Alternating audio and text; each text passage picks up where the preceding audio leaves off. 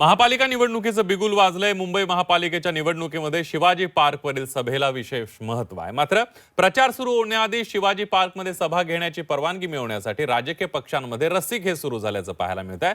मनसे आणि ठाकरेंच्या शिवसेनेनंतर आता शिंदेंच्या शिवसेनेनं सुद्धा शिवाजी पार्कवरील सभेसाठी परवानगी मागितलेली आहे। तसं पत्रच या तिन्ही पक्षांनी बीएमसीला दिलंय।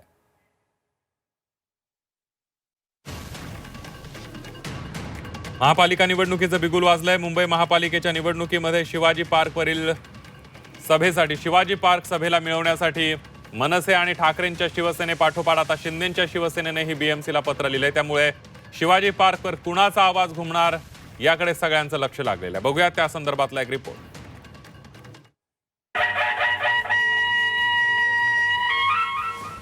शिवाजी पार्कवर कुणाचा आवाज घुमणार? शिवाजी पार्कवर सभेसाठी कुणाला मिळणार परवानगी? मनसे शिवसेना उद्धव ठाकरे पक्षापाठोपाठ शिंदेंच्या शिवसेनेचंही पत्र। महाराष्ट्रात पालिका निवडणुकीचा धुळा उडालाय। मात्र प्रचार सुरू होण्यापूर्वीच सांगता सभेवरून सत्ताधारी आणि विरोधकांमध्ये शिवाजी पार्कवर सभा घेण्यासाठी चढाओढ सुरू झाली आहे। पालिका निवडणुकीच्या सांगता सभेसाठी ठाकरेंची शिवसेना, मनसे आणि शिंदेंच्या शिवसेनेकडून पालिकेला पत्र देण्यात आलंय। त्यामुळे शिवाजी पार्कवर सभा घेण्यासाठी सत्ताधारी आणि विरोधकांमध्ये रस्सीखेच पाहायला मिळते। राजकारणातल्या अनेक मोठ्या टर्निंग पॉइंटचा साक्षीदार ठरणारं शिवाजी पार्क मैदान पुन्हा एकदा चर्चेत आहे। कारण बीएमसी निवडणुकीची सांगता सभा ही शिवाजी पार्कवरच व्हावी ही इच्छा दोन्ही ठाकरे बंधूंची आणि शिंदेंच्या शिवसेनेची सुद्धा आहे।